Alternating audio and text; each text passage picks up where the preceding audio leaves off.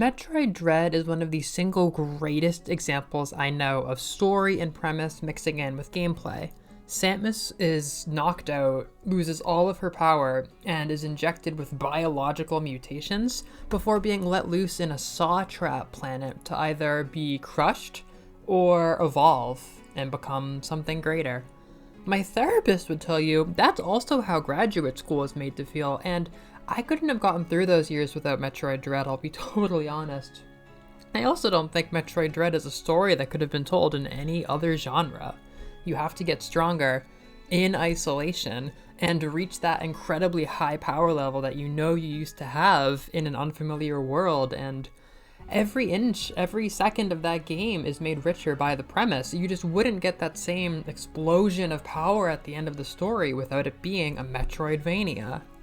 This is a feeling that I've had so deeply for a long time, and honestly I've never really been able to make a video about it. I mostly cover topical stuff, level design, that kind of thing, streaming, talking about my day, but the story side of Metroidvania is something I really want to talk about today, because my feelings that I haven't really been able to get out got tapped so strongly, just so deeply, and I don't think that I'm remotely alone looking at the gigantic online and gamer space support for Abubakar Salim and today's Tales of Kenzera Zhao reveal at the Game Awards.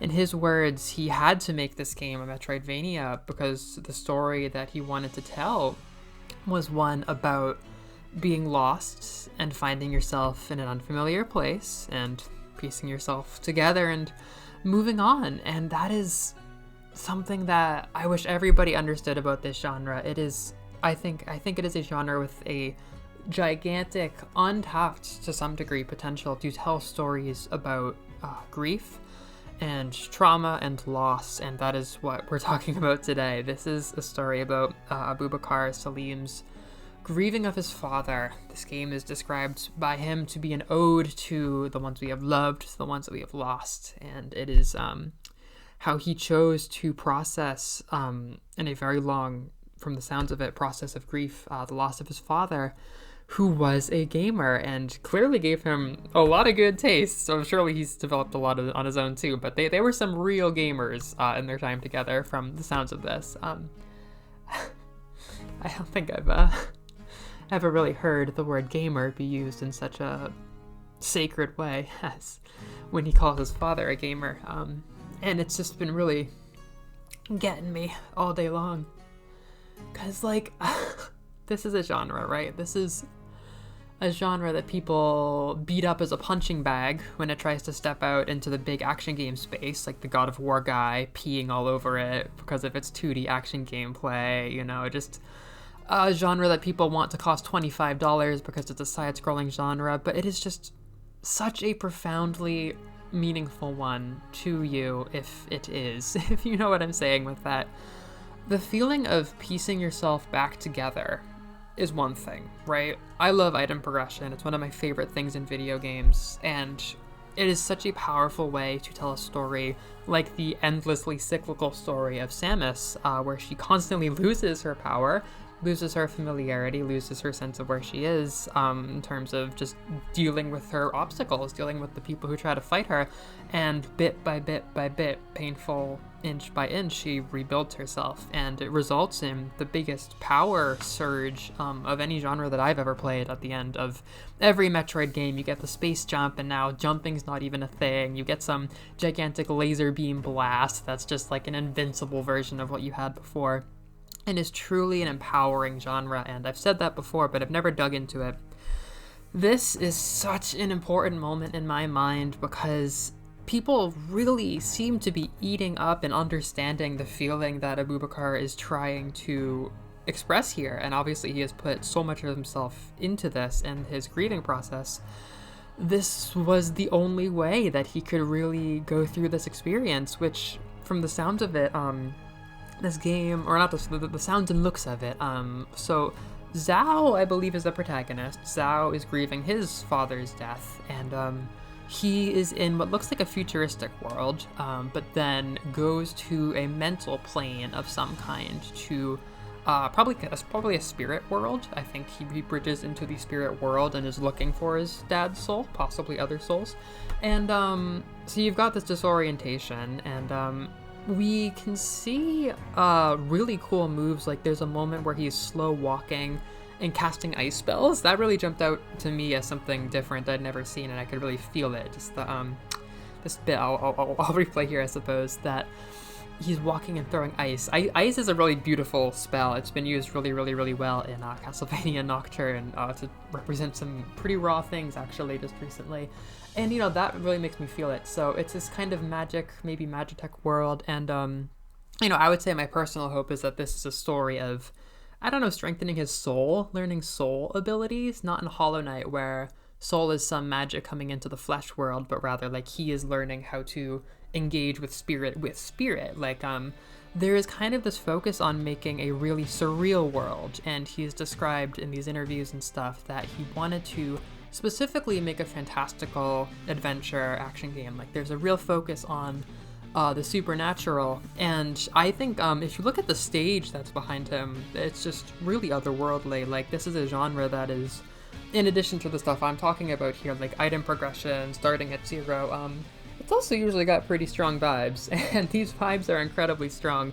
There's this spirit pool thing with masks that are weeping, which kind of looks like the Enna thing from last week, but we're not going to compare it because this obviously is its own powerful thing. And yeah, some important talks here. I think maybe when the boy is talking to the older magician man, the older shaman maybe, he is in this spirit pool. It seems like it might be a kind of central area, and that is the backdrop for where Abubakar was speaking on stage, and all of that is that the stage is amazing. It was all blue. It was really just like a pool at night, but just so holy, so special, so powerful, and that's kind of just the energy here. It's pulling from Bantu.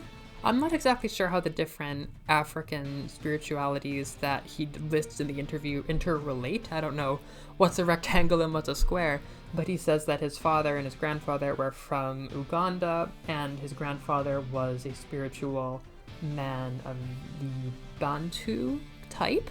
So I believe that is how we are getting spiritual flavor. It's the angle we're coming at it from is the world that his patriarchal bloodline, is that how you use that term? Yeah, his dad and his dad.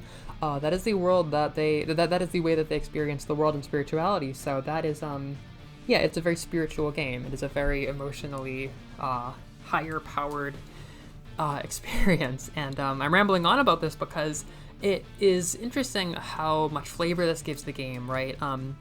The worlds are, I would say, not mind-blowingly unique. There's like a volcano area, a jungle area, but the strength is just how they're rendered, right? Like there's so much detail. This is one of the most beautiful 2.5D games I've ever seen. There's just so much detail. Not one room looks even remotely similar to any other rooms, which could potentially be fantastic for exploration. And without getting into the nitty-gritty level design, this is one day where I won't talk about level design or item progression, aside from thematically. It creates this really nice, just kind of otherworldly but somewhat familiar feel. Like it's not an oppressively dark way of looking at spirits and ghosts. It's more just an ethereal life world. The game feels so alive. I was trying not to cry in the office because, oh my goodness, like the purple and orange thumbnail with the moon and the sun imagery just hit me right in the gut. For starters, Zhao, I love this kid. I mean, I love like the dark lines around his eyes. He's got big eyes. There was a mention of Shaman King in an interview. There was a mention of anime, so there may be some anime influence on the super expressive art style. And yeah, it's just so expressive. It feels so alive. It feels so charged. It just feels so powerful. I can't stop thinking about it. It's just a game with a lot of power behind it.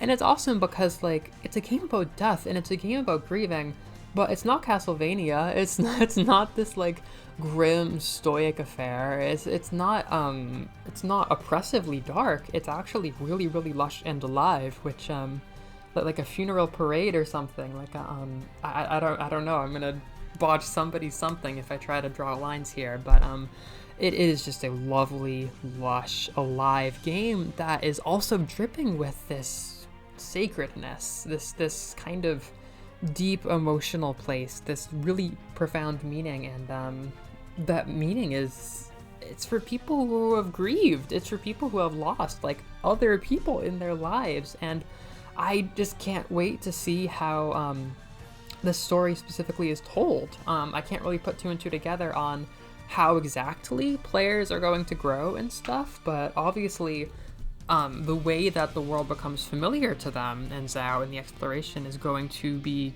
attempting to create a really, I don't know, uplifting, melancholy, transcendent mood. I'm not exactly sure. The sun and the moon just generally are fun. I'm actually about to reveal into the world my thoughts about another game that brings on Peruvian thoughts about the sun and the moon to create its story. And one thing I love about the sun and the moon is how every culture kind of gets them different. You know, there's some cultures where the moon is obviously masculine, and there's other ones where it's like the moon is obviously feminine. Like, they tend to take on these binaries, but we can never keep them straight as humans. So it's going to be really cool to see if and how the sun and moon factor into this. I don't know anything about Bantu thought, so I'm just open to wonder.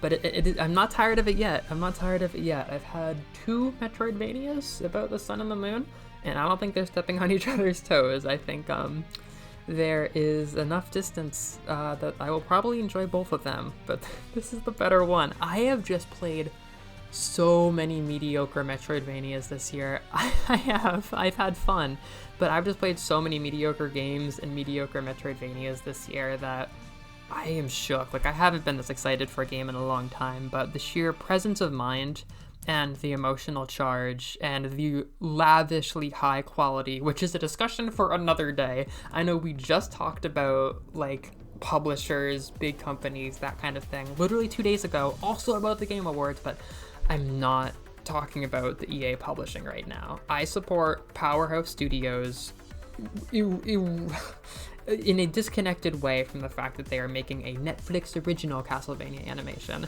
I am supporting this creator just completely disconnected from the fact that EA published this game. I don't give a fuck. Like, it doesn't matter in so many ways. We are beginning with the fact that this is one of the most inspired products I've seen in this genre, and it was revealed to such apparent warm cheer and love by the internet. And this was a man getting up on stage and saying, I have to make a Metroidvania for the story, not the exploration, not the combat, not the isolation, not to pay homage to the greats, because he had to tell the story.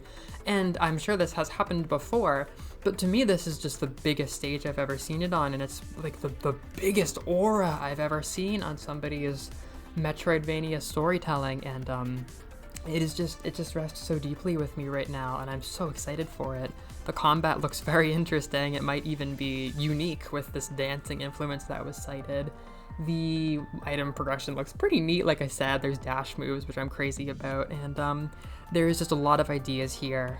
Whatever comes of my thoughts about EA publishing it and its place in the world and an indie creator making an EA original, I used the word tokenistic a couple days ago to describe how I felt a couple 2D games are in this world of EAs and Activisions and Ubisofts and PlayStations and Microsoft. This does not feel tokenistic.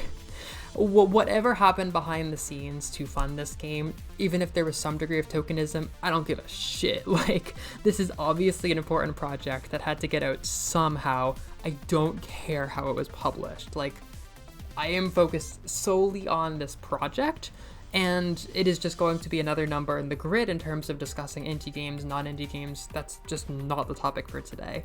I really encourage you all to, give this trailer a watch with audio. God, what have I looped it 5 times now? I'm so sorry. I didn't think I would talk for 15 minutes.